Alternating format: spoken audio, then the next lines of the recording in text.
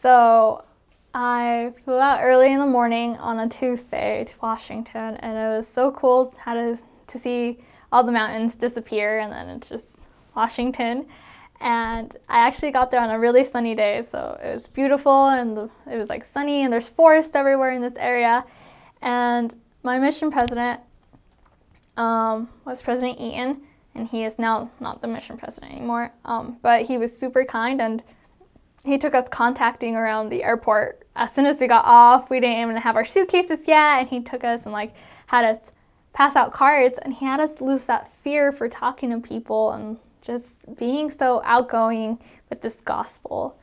And so I remember I was so eager, and I got my trainer, and it was kind of scary because she looked not very friendly, and I was like, oh man, I'm stuck with her for 6 weeks, this is scary. But she was the sweetest person ever, and she helped me through everything, and she kind of showed me the ropes of missionary work.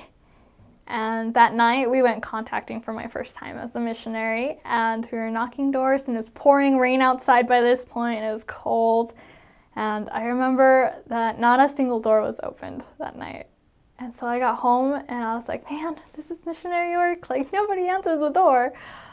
But I am so blessed to have that experience, because I realized that it wasn't them rejecting me, but it was rejecting my Savior. And it made me work so much harder to try to let people understand that this was not about me, this was not about my companion, and it wasn't about other people knocking on their door, but it was us trying to share Christ with them. And so that was my first day out in the field.